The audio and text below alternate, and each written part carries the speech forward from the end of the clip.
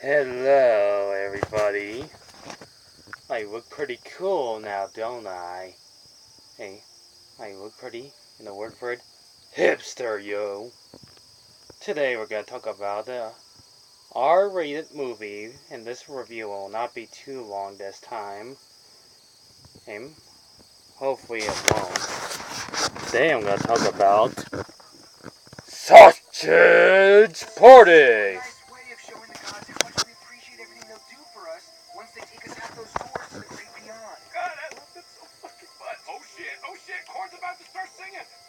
Lots of swearing and most likely singing.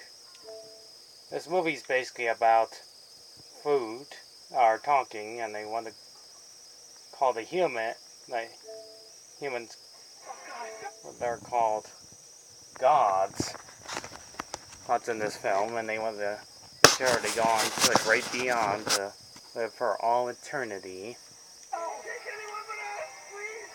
And the person that's grabbing the food is Darlan, and he's the best character in the movie. And they call him the Dark Lord, and how's his old food. Anyways, the two main characters you just saw for like a few seconds is Frank Inc. and the hot lady Bond, Brenda. Where the fuck did he go? And that Indian guy. And yes, this movie's racist. It's with lots of people and their different types. It's want to go on the great beyond. While that's happening, there's a guy, which is the douche, which is the best character in this movie too. What do you mean, what am I, dude? I'm a fucking douche. You know how long I've been waiting up for this motherfucker. And he's freaking awesome. Also, the Honey Mustard explained that the great beyond is in the word for it in his type. Bullshit! Why is anybody listening to me? And his words are very dirty if you watch this movie. Sure, this movie looks all cartoony-ish, but I actually like this film. Just the way it is. And he's the only guy that commits suicide and he enjoys it. And things go on to chaos. And the douche wants his revenge on Frank and what he did to him. Also, they try to find out the truth of that they really want to screw with each other, but the Indian guy, with his friends Mr. Timms and the Twinkle Inky guy, he tells them the truth. While our other characters, there's me, a donut guy and a tortilla guy, they work together to find out the truth about the gods. While the douchebag, the douche is trying to find them and kill them. And the taco lady helps them out. And we get like the best 2D animation you just seen in a few seconds. It's showing them a backstory about that food gets eaten, and then tells them lies about them going to the great beyond and care for them. But they fought wrong.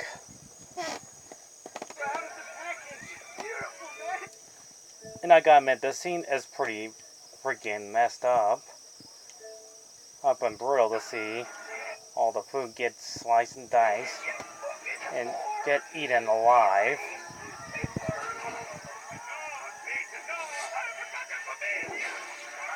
But I forget to mention this movie's R-rated too, because at least the food is,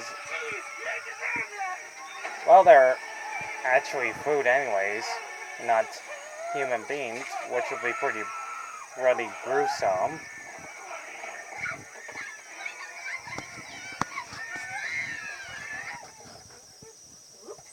Oh yeah, and does that too.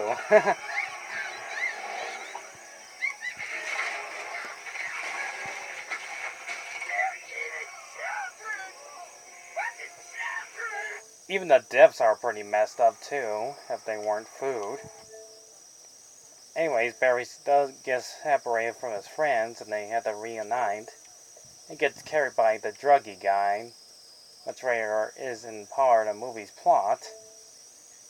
And fill myself with something else. And Frank gets separated from Brenda, not trusting him about the truth about the gods and that he's seen the secret. Which, those of you might have watched the movie for yourselves. I'll see how interesting this film really is with talking food, cans, and even toilet paper. Also, this guy gets high and he actually sees food coming to life. Slave's got a crash. You're all alive and looking at me with your gloves and your little shoes and your arms and your legs. Legs? Hey, look at me. Look at me. I ain't got no legs, you fuck. You ate my goddamn legs. Oh no, not Mr. Pizza. Oh fuck, I've eaten so many of your family members. I've committed pizza genocide. Mr. Sausage, when will it end? When will it end? When he stops drinking us. Yeah. Also, this film, it's directed by none other than Seth Rogen's other directors. That's right, this movie's R-rated. At getting high, drinking alcohol. Most likely swearing. What did he do to you? You don't want to fucking know. And that. Okay. But anyways, he's Barry who wants to go back home with his friends. And to cut to the chase, they do try to get back to where they were at the beginning. And they meet a talking gum. Oh, that's basically not food, but whatever. And finds a perfectly explanation to their problem. Also, he's kind of like Stephen Hawking.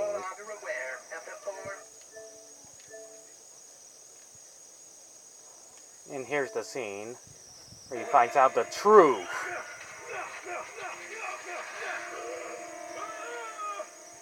I've got to show them.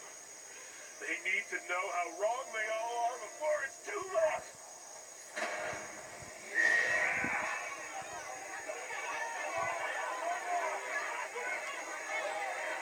And yeah, all these foods are basically in different countries being racism too.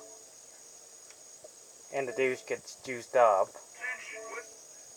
Because there was a scene I cut out that he falls in a dumpster and sucks the juices, you know what. Because this movie's really R-rated. Anyways, Frank shows them the truth. And we cannot stand up to them. And they don't stand a chance. Because they're fucking gods. And they're immortal. So basically, there's no hope and we're royally fucked. Hey guys, you want to believe that? Or this? I don't like that thing. Me either. We choose the more pleasant thing. Yeah, I mean, what this sausage is saying is just a theory. No, it's not a theory. Anyways, they don't believe him until Barry shows up and tells him a little bit of the backstory how the druggy guy died. Sorry. Which is right about here. Gets tripped over by his own liquid and his axe weapon. And then they figured out how to drive my car, snuck into an AC van, and that pretty much brings us up to date. So, yep, they find out that they can kill the gods. Later on in the movie, they had to drug people and see them what they really look like. These monsters and take control of our own lives. Yes. And ends up in a pretty epic battle.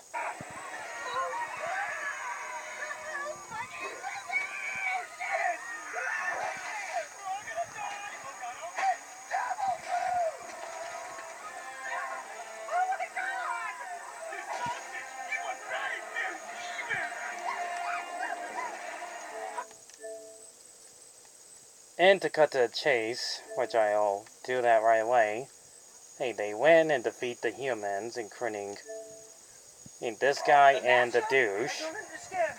What's happening? You don't need to understand. He could Relax. throw some like a puppet,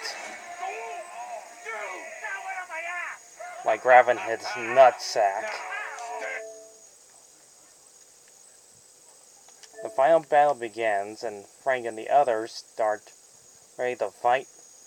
Hate him and the Arwen in the last battle. Oh, so now you're gonna come at me, bro? Oh,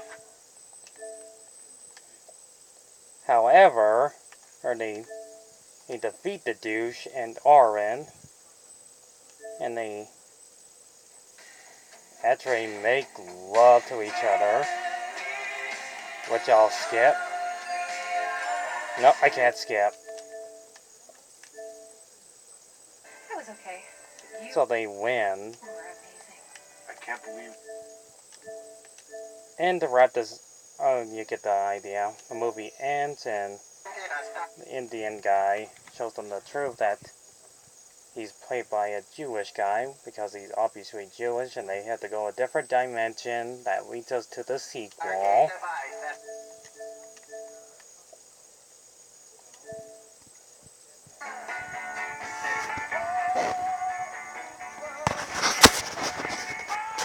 And that was Sato's party.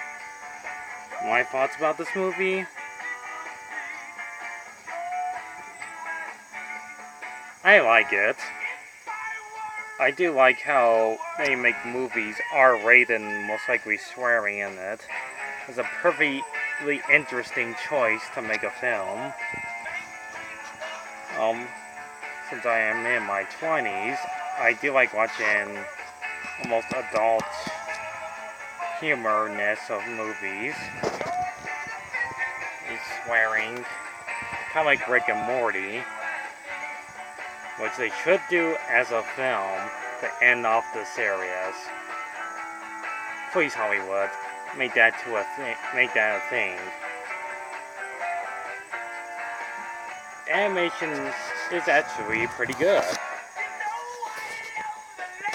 You might disagree about me, or agree about what I said about this movie. I actually like this film. We won't know if they're going to do a sequel to this film in a couple of years. I would like to see it happen. Voice acting is really great. Music's fantastic too. So, I actually really enjoyed this film. Just the way it is. There's no words to describe on how funny, silly, and downright crazy it is. So I give this movie a 6 out of 10. And from a huge successful way to entertain teenagers like myself.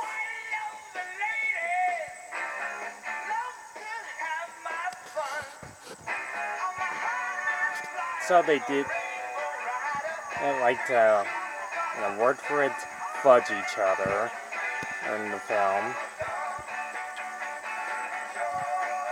So, yes, that's all I can say about this film. It's pretty much one of my favorite animated films I've seen so far from 2016. If I want to watch an R-rated movie, I would stick with Deadpool. Oh, 1 and 2. So thanks for listening. Leave a like and subscribe. Me that already talked about this interesting film that I love very much. Alright, thanks for listening. I'll see you in my next review, which will not be too long, like what I'm doing in less than 15 minutes of this movie. Thanks for listening. Goodbye. Hey, folks.